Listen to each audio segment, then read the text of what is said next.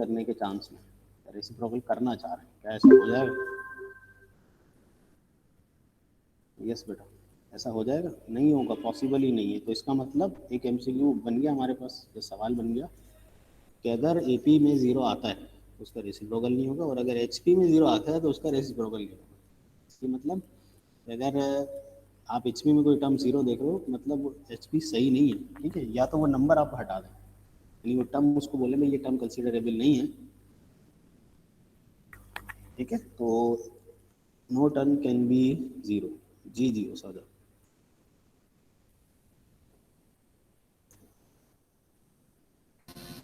Sir मेरा सवाल ये है कि जैसे नेचुरल नंबर्स हैं 1 2, जैसे 1 2 फिर वो चलते ही चले जा रहे हैं, इन्फिनिटी तक जा रहे हैं, तो अगर उसकी हम हार्मोनिक बेटा कंप्लीट टर्म प्रोग्रेशन। निकालनी थी इसकी भी, इस तरह मैंने कल सवाल दिया था क्रिकेट टर्म का, तो नहीं टर्म्स नहीं एपी में ये है, नहीं नहीं, जैसे एचपी वो में 2 3 नेचुरल। और एपी में 1/2 1/2 सर 3 हो गई। कॉमन डिफरेंस हमने निकाला था, नॉर्मल जो हमारा प्रोसीजर था वैसे मैंने करके कल वाली बात कर रहा हूँ।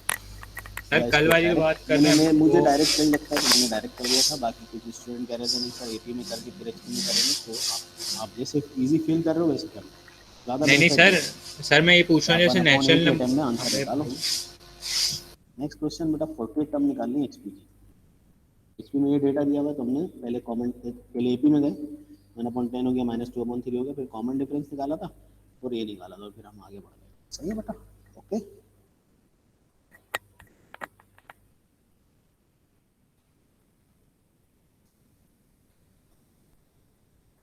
नहीं उसाजा, मुझे आपकी आवाज़ नहीं आ रही, आप चैट बॉक्स में लिख दो। असल में अभी रीज्वाइन करना ना, पूरी सेटिंग दोबारा करनी पड़ेगी मुझे। उसाजा आप अगर लिख सकते हो तो लिख दो बेटा।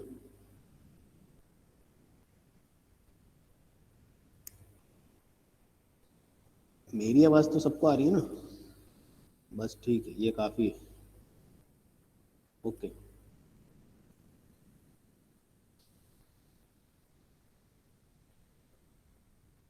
उसाजा, इन्फिनिटी तो आप काउंटिंग के हिसाब से कह रहे हो ना? देखो एक होती है इनफाइनाइट जीपी या इनफाइनाइट एचपी, जो या अगर आप नंबर ऑफ टर्म्स को रोकते नहीं हो तो वो इन्फिनिटी हो जाती है ना? अगर आप नंबर ऑफ टर्म्स को, मेरे मैं अरहा सॉरी साजा, मैं ये बात नहीं कर रहा हूँ। मैंने ये कहा इंडिविजुअल कोई टर्म 0 रेसिप्रोकल नहीं हो सकेगी ना, इस वजह से एचपी की कोई टर्म 0 हो नहीं सकती। मैं ये थोड़ी कह रहा हूँ कि काउंटिंग नहीं होगी। समझो साजा, मेरा पॉइंट समझे? चलिए 1 मिनट में रीज्वाइन कर लें।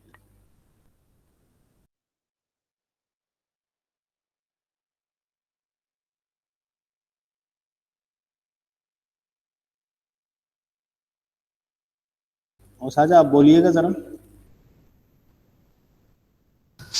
सर आवाज़ आ रही है मेरी? आ रही है, अब आ रही है, बिल्कुल आ रही ये पूछ रहा था कि मैं सर 1 से जैसे इन्फिनिटी तक जाते हैं नेचुरल नंबर्स, तो उसका अगर हम हार्मोनिक प्रोग्रेशन निकालें तो उसमें नहीं निकल सकता है। इन्फिनिटी का हार्मोनिक प्रोग्रेशन? किसी और कॉन्टेक्स्ट में बात हो रही है, आपने कॉन्टेक्स्ट चेंज कर दिया। देखो मैं ये बात कर रहा हूँ कि इंडिविजुअल एक टर्म है जो 0 है, एचपी में या एपी में, उसका रेसिप्रोकल 1/0 नहीं हो सकता ना। मैं ये बात कर रहा हूँ, आप ये कह रहे हो सर एक सीक्वेंस है जो इनफाइनाइट सीक्वेंस, इनफाइनाइट सीक्वेंस तो हो सकती है ना। देखो आपने जो सवाल पूछा है वो डिफरेंट है, मैंने जो बात की है वो डिफरेंट है। देखो 1/2 लिखा इसका मैंने, और 1/3 लिखा मैंने। तो आप मेरा जो वो है, मैं जो बात डिस्कस कर रहा हूँ वो समझना कि वो क्या चीज़ है, वो मैं क्या बात कर रहा हूँ। देखो ये एचपी है, और ये बिल्कुल इसकी करस्पॉन्डिंग एचपी है ना? भाई वहाँ एपी थी, यहाँ एचपी हो गई, ठीक है? आप ये बात कर रहे हो कि ये बिल्कुल कंफर्म है और ये बिल्कुल करेक्ट है, क्योंकि आगे कोई 0 आएगा ही नहीं मुझे पता है, तो ये इसकी करस्पॉन्डिंग एचपी बन रही है। नहीं ना, कहाँ से आया रजा? यहाँ टू एपी से आप करस्पॉन्ड करोगे ना, 2 3 4 5 6 7 8 9 10 11 12 13 14 15, उसको रेसिप्रोकल करो जरा।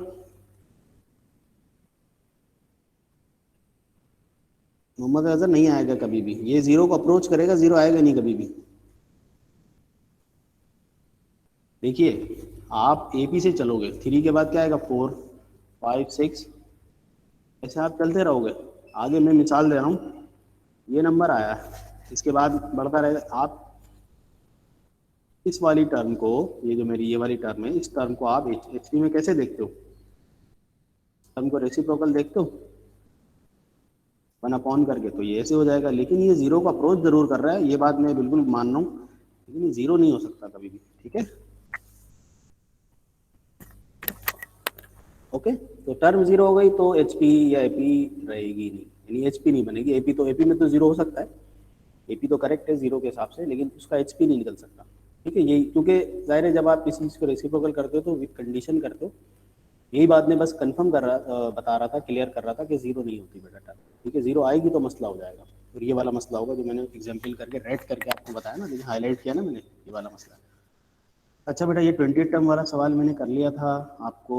देखिए सारा काम एपी जैसा ही है, और बस रेसिप्रोकल वाली बात हम अगर समझ गए हैं तो ये इतनी मुश्किल चीज़ नहीं है। आगे जो बेटा, ठीक है ना, ये कुछ मैंने 48 टर्म निकाली थी डायरेक्ट इस तरह से। मैंने कल एक सवाल भी दिया था असाइनमेंट में 58 टर्म निकालने का, तो 58 टर्म वाली बात मैं अभी, वो जो सवाल थे उन सबके सॉल्यूशन अभी डिस्कस करते हैं। अच्छा बेटा, अगर आप एपी में हैं क्लास अर्थमेटिक मीन, अगर आप, तो एपी में अर्थमेटिक मीन होता है ना बेटा, हमने ये डिस्कस किया है। अगर आप याद करो कल वाला लेक्चर, जैसे ये एचपी है ना बेटा, इस तरह से अर्थमेटिक मीन होता है। यानी 3 नंबर अगर मैं बोल रहा हूँ एपी में है तो उनका मिडिल नंबर, ये देखिएगा बेटा,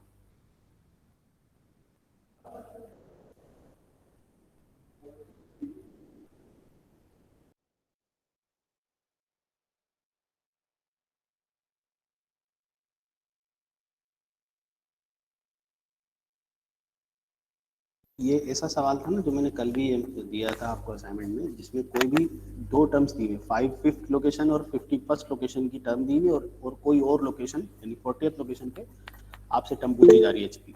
सही है बेटा, तो मैंने कल ऐसे ऐसे सवाल दिए थे। अच्छा बेटा, जैसे अर्थमेटिक मीन होता है ना, आप जरा रिकॉल कीजिएगा अर्थमेटिक मीन क्या होता है। 2 नंबर है ए और B, small B, capital A निकालना है। तो कैपिटल ए है क्या basically? Arithmetic mean between small A and small B, है ना। ठीक है, तो कैसे निकालते थे बेटा? फर्स्ट टर्म और लास्ट यानी एक्सट्रीम्स को ऐड करते थे, डिवाइड बाय 2, अर्थमेटिक मीन आ जाता था। यही करते थे ना हम? यस और नो बेटा, कंफर्म करते रहिए।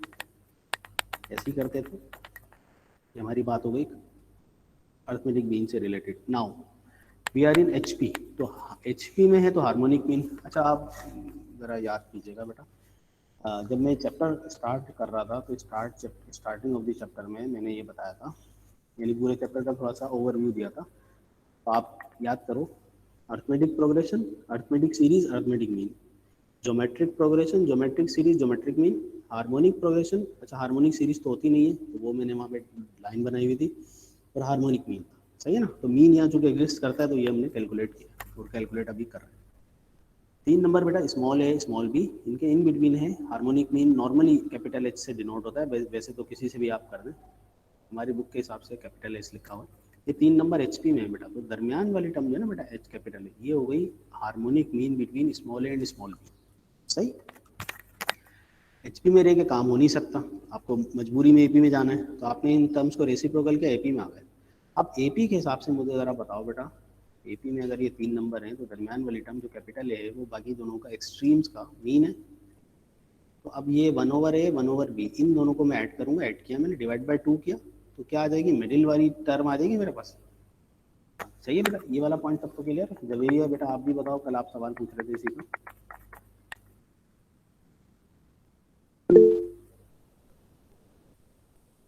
जवेरिया क्लास में हो बेटा? आपने कल पूछा था ना सर ये सारा क्लियर कर दें।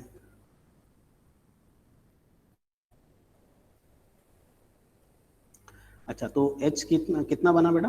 h हमारे पास आ गया 2ab upon a plus B. तो अब नाउ, अब हमारी चॉइस है बेटा, हम डायरेक्टली फॉर्मूला यूज करना चाहें या ये पूरा प्रोसीजर। तो इसकी राइट साइड, दूसरी जो राइट साइड वाली स्लाइड बेटा, उसमें ज़रा देखो आप।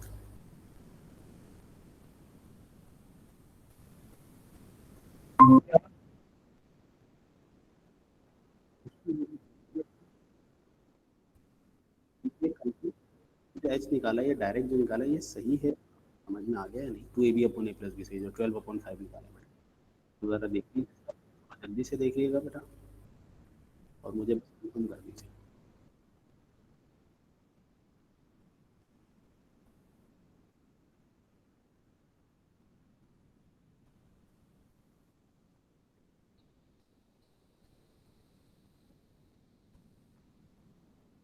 ठीक है बेटा।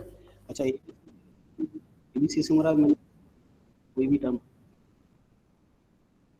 से अगर आप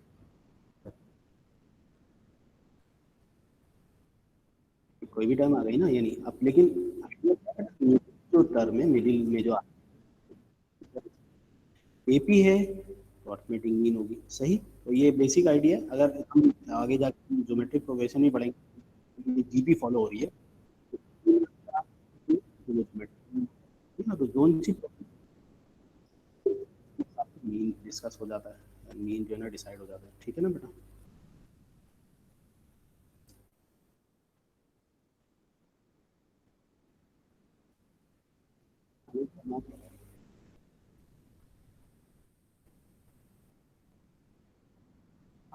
देख लो बेटा, आप ही जो है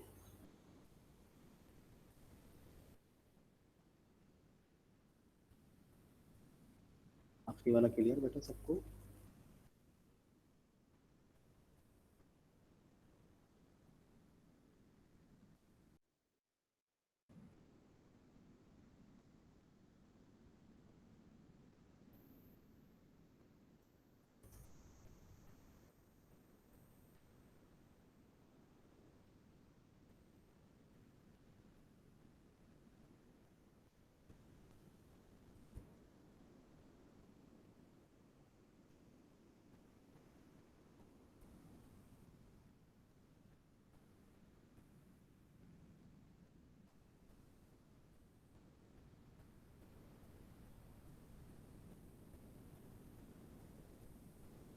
अच्छा आप बताइए, मेरी अब वॉइस क्लियर है बेटा थोड़ी बहुत या पहले जैसी?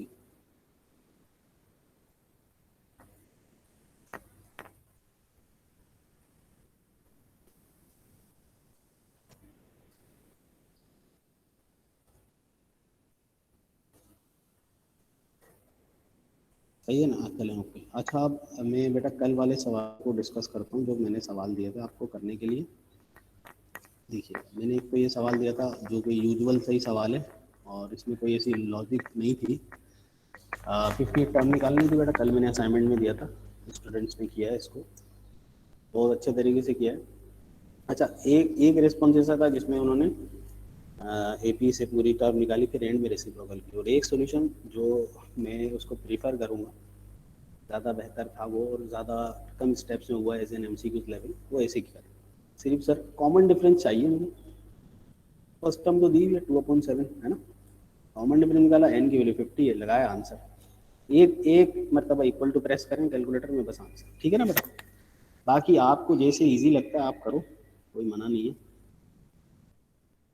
अब जो दूसरा वाला सवाल था ना बेटा, क्वेश्चन 2, मैं इसको ज़रा दूसरे कॉन्टेक्स्ट में बात कर रहा हूँ, आप देखिएगा, और वो एक आपकी जनरल नॉलेज के हिसाब से एक अच्छा सवाल है, और एक और चीज़ आपकी नॉलेज में इजाफा होगा।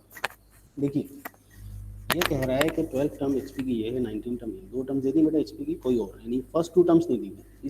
इसमें प्रीवियस वाले में क्वेश्चन 1 और 2 में ये फर्क था कि यहाँ फर्स्ट टू टर्म्स दी थी, तो कॉमन डिफरेंस डायरेक्ट निकल रहा था।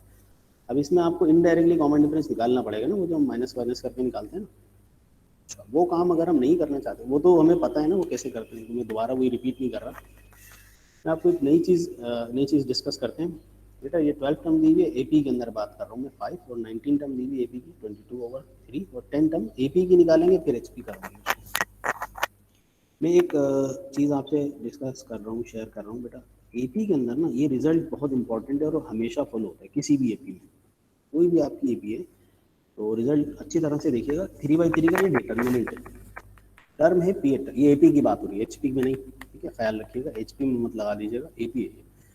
पी टर्म आपको दी हुई, यहाँ आप नंबर लिखोगे पी, जैसे फॉर एग्जाम्पल 12 टर्म है तो यहाँ 12 लिख दोगे, और यहाँ 12 टर्म यानी 12 लोकेशन जो है ना, यानी 12 लोकेशन पे देखो 5 पड़ा है तो यहाँ 5 लिखोगे। या क्यू टर्म लिखी, यहाँ उसका सीरियल नंबर लिखा क्यू।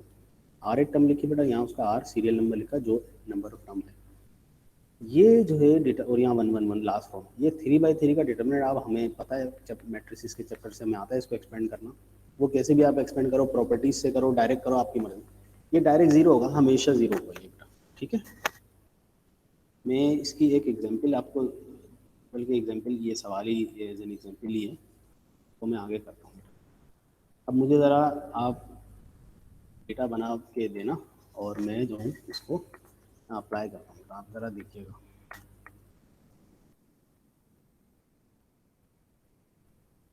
लेट सपोज T10 जो है मैंने बोल दिया कि वो x है। लेट सपोज मुझे x फाइंड आउट करना है ना।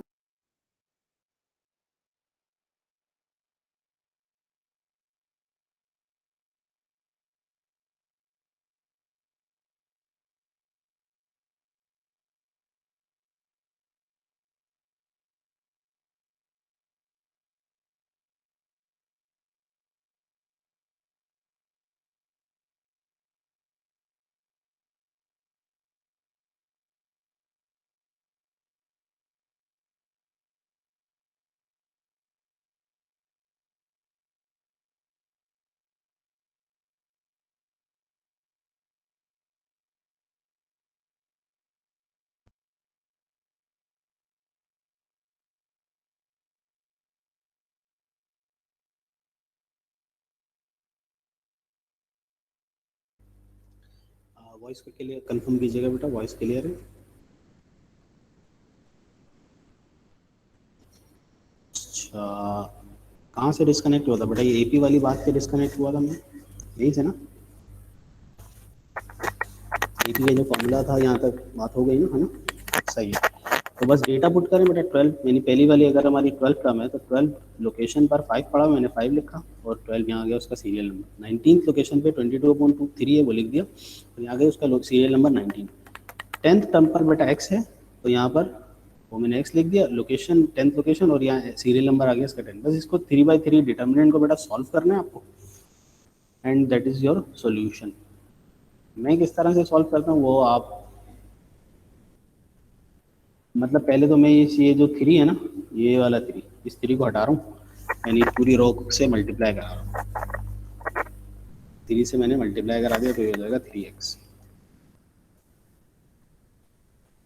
अब आप कहीं से भी कोशिश करें वहाँ से एक्सपेंड करें जहाँ उन्होंने, ठीक है बेटा। अच्छा, अगर किसी को ये लेंदी मेथड लग रहा है कि नहीं सर ये तो काफ़ी लेंदी हो गया, हम उसी तरह से सही है तो आप उसी तरह से करें, लेकिन ये आपकी सिर्फ जनरल नॉलेज के लिए कि इस तरह से भी ये सवाल हो सकता है, ठीक है। तो अब अगर आप इसको नहीं फॉलो करते तो आपकी मर्जी है, कोई ऐसा मसला नहीं है।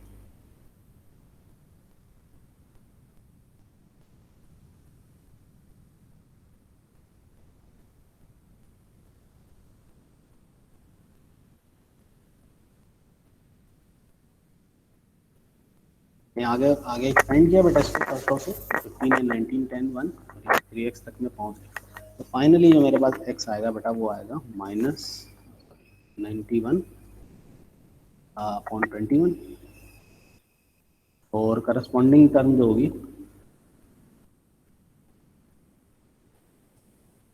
करस्पॉन्डिंग टर्म ऑफ GHP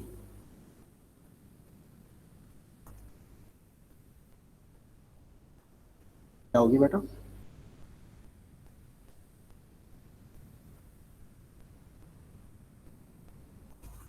यानी कि 10th लोकेशन पर HP की कौन सी टर्म है बेटा? 21/90। तो ये सिर्फ एक नया वे था बेटा, रो 1, जी जी, R1 मतलब रो 1, जी जी मोहम्मद रजा। एक नया वे था बेटा, अगर आप इसको फॉलो करते हो तो सही है, नहीं तो फिर जो हमारा यूजुअल वे है ना, जैसे 2 टर्म्स एपी की दी हुई है फिर हम कॉमन डिफरेंस निकालते हैं, ए निकालते हैं, फिर 10 टर्म निकाल लेते हैं, तो वो उस तरह से हम कर सकते हैं, ठीक है बेटा। जी जी अशर, आप कहिए क्या कह रहे हैं? नहीं, एक्स मैंने एपी का निकाला है अशर।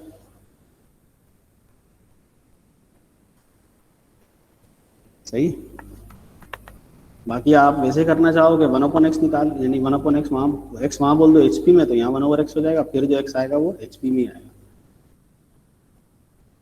हाँ हाँ बिल्कुल, ठीक है। तो ये मेथड है। अच्छा, मैं एक चीज़ और आपसे डिस्कस करता हूँ, मैंने वो मुझे याद है, मुझे अभी तक वो डिस्कस नहीं हुई।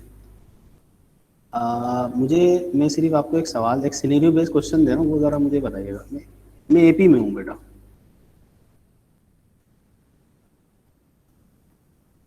मेरा ये डेटा है कि 10 मुझे दी हुई है बेटा, 10 कि 50 मुझे दी हुई है 70। मुझे सिर्फ और सिर्फ टी जो है ना बेटा 70 निकालना है। इसको मैं ना थोड़ा सा अलग कॉन्टेक्स्ट में बात कर रहा हूँ, थोड़ा सा मतलब इसका एक कॉमन डिफरेंस तो मुझे निकालना ही है, वो तो ऑब्वियस सी बात है। देखो ये है 50 minus 10 is equal to 70 minus 10। तो ये डी कितना बना बेटा, 70 माइनस 10 60 ओवर 40, कितना हो गया 3/2 हो गया ना, 3/2 आ गया कॉमन डिफरेंस। अब लोकेशन कौन सी है बेटा मुझे, हाँ हाँ अब बिल्कुल मोहम्मद साहब जहाँ आपको जो इजी हो वो कर सकते हैं, सही है ना, मैंने मेथड बता दिया, अब आपको वो इजी लगता है तो आप बिल्कुल कीजिए।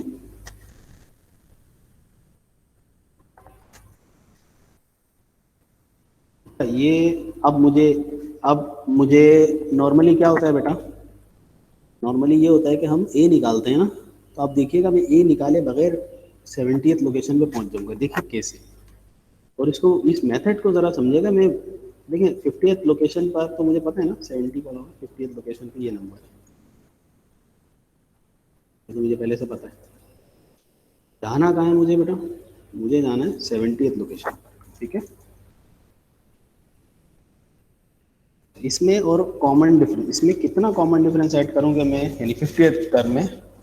अब ये सोचने समझने वाली बात है, क्योंकि 50th टर्म में ए तो ऐड हुआ है ना, अलग से ये निकाल के ऐड करने की क्या ज़रूरत है आपको। मुझे बताइएगा कि 70th लोकेशन में मुझे पहुंचना है, 50th लोकेशन पे मैं हूँ, कितना कॉमन डिफरेंस ऐड करूँ।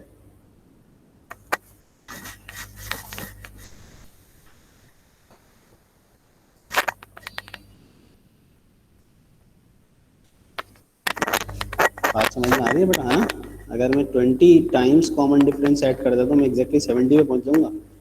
अच्छा इसका इसका तरीका क्या हुआ, मतलब हमने हमने ए नहीं निकाला, इसमें ए नहीं निकला ना, तो क्योंकि ए तो 50 लोकेशन पे है ना, यानी 50 टर्म में ए तो ऐड हुआ ना, क्योंकि उसमें फिर कॉमन डिफरेंस ऐड होता रहेगा, होता रहेगा फिर आगे आ जाएगा। जी जी तो साजा आप बताइए।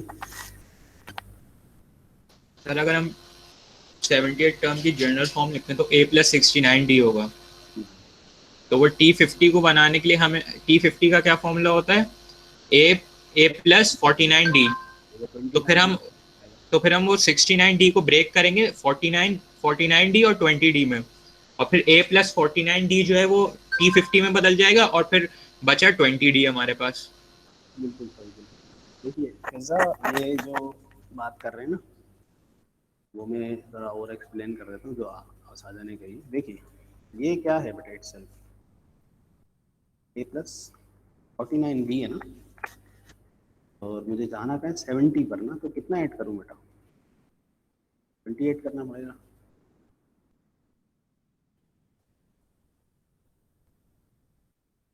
मैं पहुंच गया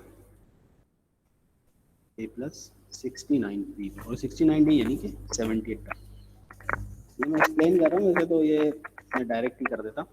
और अब देखिए ये तो बात कंफर्म हो गई कि इसमें मुझे सिर्फ और सिर्फ 20D ऐड करना है, ये बात तो कंफर्म हो गई, फिर अभी क्लियर हुई नहीं है ना। तो ये तो हो गया मतलब एक्सप्लेनेशन ना इसका, कि भाई एक्सप्लेन कर रहा हूँ मैं। लेकिन बेसिकली मुझे करना क्या है भाई, 50th लोकेशन आपको दी हुई है 70 है, ये टर्म पर 50th लोकेशन पे 70 पड़ा हुआ है, और डी आपने अभी निकाल लिया है, बस आप डायरेक्ट ये पुट करो, बस आपका आंसर ये, दैट्स ऑल अबाउट 70th का। ठीक है, तो चीज़ें बिल्कुल बेटा अलग अलग सिनेरियो से बिल्कुल हो सकती हैं, और इंसान अब ये काम है। हाँ ए की ज़रूरत ही नहीं पड़ी ना बेटा हमें, यानी ये जो मसला हल हुआ वो ए के बगैर ही हल हो गया, ए की ज़रूरत ही नहीं पड़ी हमें, ये कहने यही बता रहा था मैं कि ए निकाले बगैर भी आप इस पे पहुंच सकते हो, क्योंकि ए तो ऑलरेडी आप 20, अच्छा 10th टर्म से भी आ सकते थे, 10th टर्म हो या 50th टर्म, उसमें ए ऐड हुआ है ना, तो अलग से ए निकाल के फिर ऐड कराने की ऐसे हमें जरूरत। शुरू शुरू में इतनी हाई लेवल की बातें असल में करते हैं ना, तो वो और कन्फ्यूजन बढ़ जाती है। अच्छा आगे बढ़ते हैं बेटा एचपी के अंदर।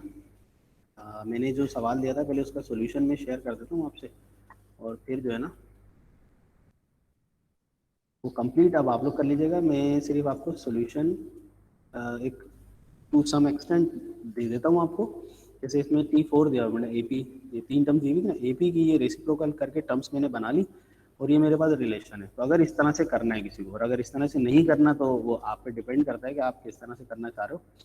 ठीक है, लेट सपोज मैंने इसको एक्स बोला था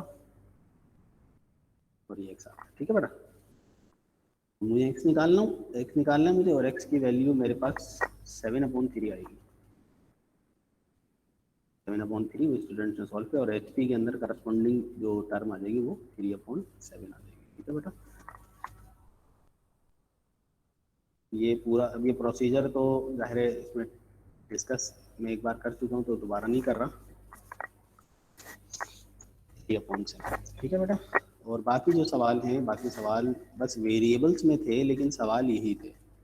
वेरिएबल्स में होने की उससे जो ना वो हो गई कि स्टूडेंट थोड़ा सा कंफ्यूज हो गए। बाद वाला सवाल देखिए बेटा, ये सवाल था मेरा, हमें टर्म दी हुई है बेटा H P, sorry which term of these, ये से आगे सीक्वेंस में बढ़ रहा हूँ, इसको मैंने यहाँ खत्म कर दिया। तो ये जो 2/33 है, ये कौन सी टर्म है ये पूछ रहा है। तो इसमें क्या निकालना है, कोई बताएगा बेटा, इसमें फाइंड आउट क्या करना है आपको।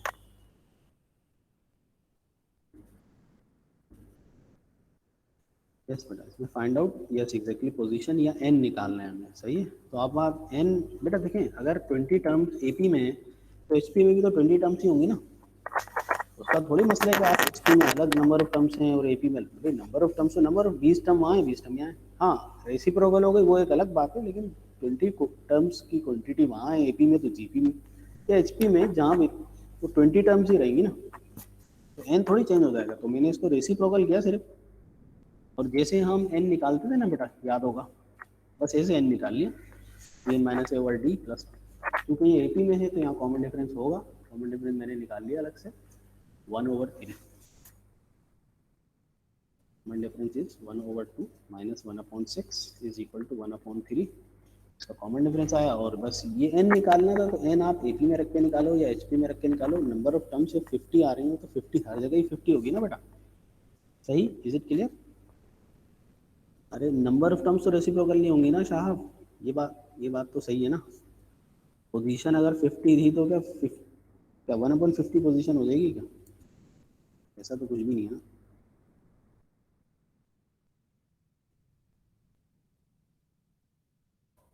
हाँ हाँ हाँ, 33/2 कर दिया ना मैंने, सही है। तब दूसरा सवाल देखिएगा जरा, ये थोड़ा लेंदी क्वेश्चन था।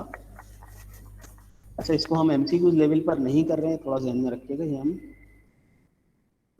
आ, अभी सीआरक्यू के हिसाब से ही बात कर रहे हैं, एमसीक्यू लेवल पर ये सिर्फ रेसिप्रोकल करके कॉमन डिफरेंस से ही चेक हो जाएगा, है ना। तो बेटा ये जैसे हम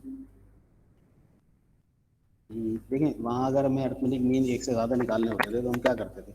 पहली बात तो ये 1/12 हो गया, और ये 5/48 हो गया। नंबर ऑफ टर्म्स जो हैं हमारे पास, चलिए हम बता दें, तो नंबर ऑफ मीन्स कितने कितने, नंबर ऑफ टर्म्स बताएं बेटा, नंबर ऑफ मीन्स बताएं, नंबर ऑफ मीन्स कितने बेटा, नंबर ऑफ टर्म्स ही बताएं साथ में।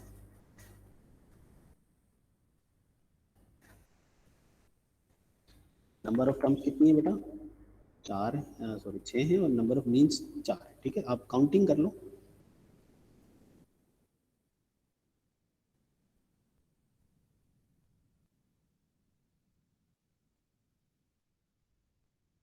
भाई ये जो है 4 अर्थमेटिक मीन से पहले एक 12 है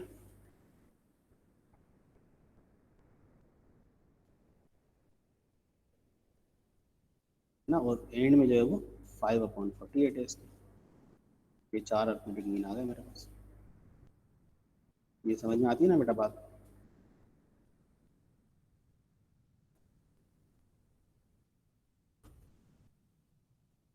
फर्स्ट टर्म जो है 1/12 है, और लास्ट टर्म जो है 5/48 है। इन बिटवीन 4 जो है वो मेरे पास मीन थे, और 4+2 यानी कि 6 टर्म्स हो गए। ठीक है, अब मुझे बताइए टी एन किसके बराबर बेटा, a+n-1 × डी होता है ना, इससे डी निकालना है बस। यहाँ रखो बेटा 5/48 इक्वल टू ए की value 1/12, n number of terms 6 हैं, 6 - 1 into common difference, common difference नहीं पता, यहाँ से जो डी आएगा मेरे पास,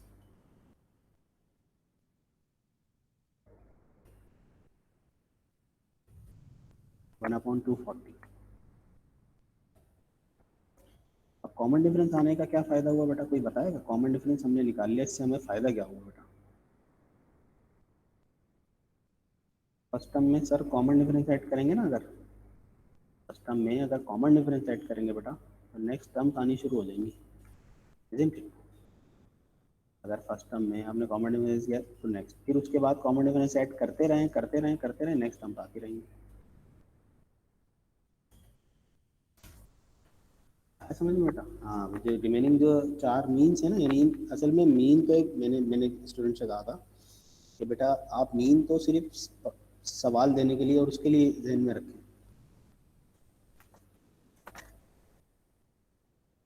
ठीक है? आप मीन का जो है ना बस वर्ड सिर्फ सुनने के लिए चाहिए, लेकिन वर्किंग के लिए आप उसको टर्म बोलेंगे। जैसे ये फर्स्ट टर्म है, ये second term, third, fourth, fifth and six term, इसको टर्म की तरह डील करोगे ना, कभी भी कंफ्यूजन नहीं होगी। और जितनी हमारी बातचीत अभी हुई है उस सब में यही आंसर, यानी उसके अंदर रहकर ही आप उसी नॉलेज में आपका आंसर आ जाएगा। अब मुझे ज़रा बताइए बेटा, अगर इसको मैं हार्मोनिक मीन, ये तो अर्थमेटिक मीन थे ना सारे, हार्मोनिक मीन निकालना चाहूँ तो कैसे निकाले? या मैं डायरेक्ट भी निकाल सकता था 1 अपॉन करके इसको, यानी ये जो मेरा आंसर आ रहा है ना, इसको 1 अपॉन कर देता तो 80/70 डायरेक्ट आ जाता। ठीक है बेटा? अच्छा, एक मैं इसका सोल्यूशन जो है ना आपसे, जो एक स्टूडेंट ने कल मुझे भेजा है, मैं शेयर करता हूँ आपसे, और फिर आप लोग मुझे बताइएगा सर इसमें कुछ है मसला या ये बिल्कुल सही है। पहले आप लोग इसको देख लें अच्छे तरीके से, फिर मैं इसको शेयर करता हूँ बेटा। 4 हार्मोनिक मीन कहे हैं,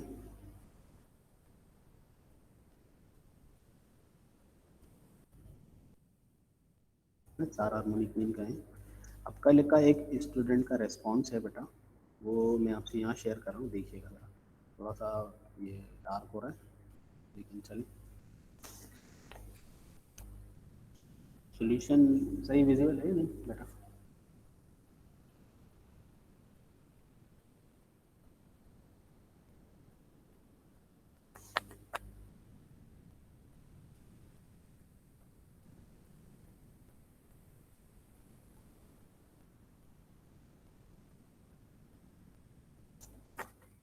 अब बताइए बेटा, सॉल्यूशन विजिबल तो है ना? हाँ, ये जो सॉल्यूशन है इसमें गलती तो है। अब आप लोग बताइए इसमें गलती क्या है, इसमें क्या मिस्टेक है बेटा? देखें, डिफरेंट रिस्पॉन्सेस से इससे ये होता है कि हमें ये पता लगता है कि ये गलत है और सही क्या है। इसलिए हमें भी मतलब ना, जैसे हम हर साल ही करते हैं, लेकिन इंस्ट्रक्शंस होती है कि जो गुड बैड सैंपल बोर्ड की तरफ से भी आते हैं ना, वैसे तो हम गुड बैड सैंपल करते ही रहते हैं, अपनी क्लास में कितनी बार गए हैं स्टूडेंट्स के रिस्पॉन्सेस के, ये सही है, ये अच्छा है, ये बहुत अच्छा है। हाँ साहब, यहाँ मसला हो गया। जी जी उस्ताद, माइक पर भी बता दीजिए। सर वो 12 और 48/5 के दरमियान सिर्फ एक मीन रख के दे देगा। वो बेसिकली वो 4 पार्ट्स में उसको डिवाइड नहीं करेगा, वो सिर्फ एक पार्ट के लिए होता है ये फॉर्मूला। सिंगल अर्थ हार्मोनिक मीन।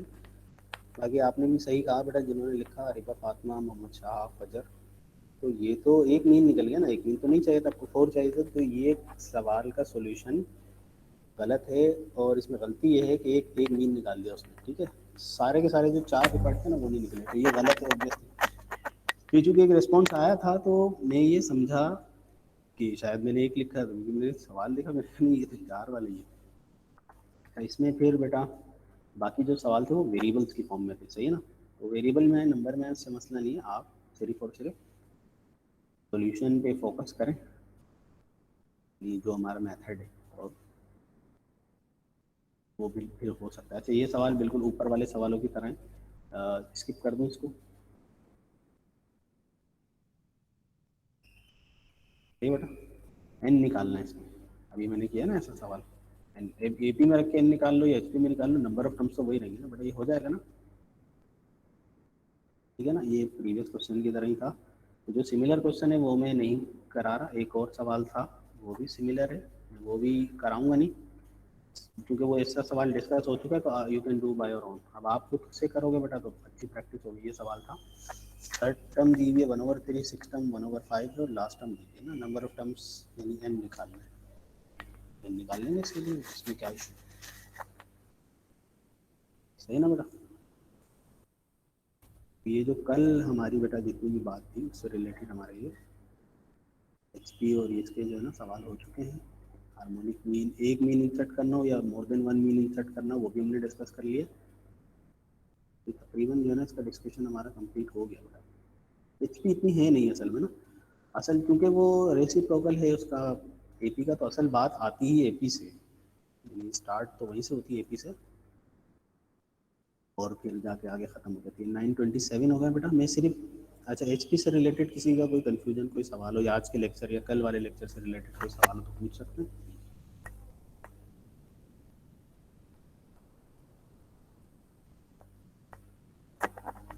हाँ यस शहाब, लास्ट वाले में n मालूम करना है, ठीक है। तो आप AB के मेथड से भी कर सकते हो और ये जो डिटर्मिनेंट वाला हमारा मेथड था ना इससे भी कर सकते हो आप। वही साहब।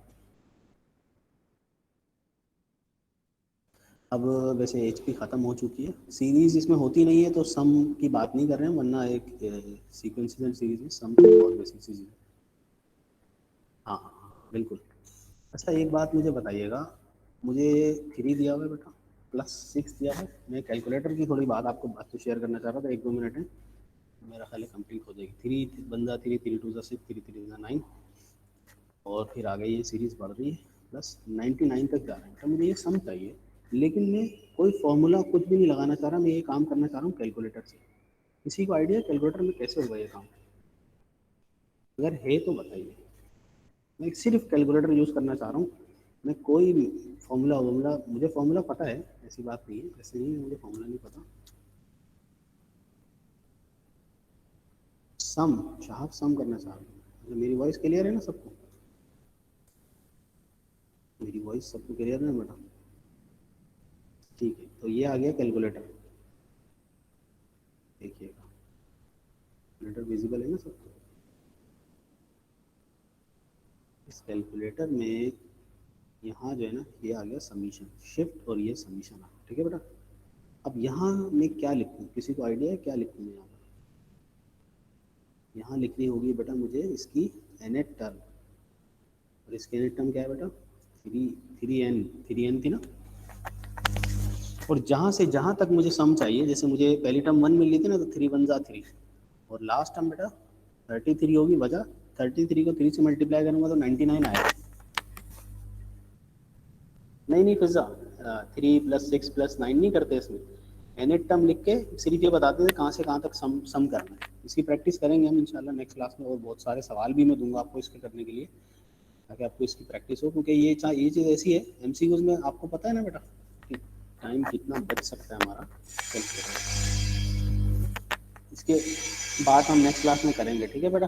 ये ज़रा ध्यान में रखिएगा, क्योंकि AP जो है ख़त्म हो गई, तो AP की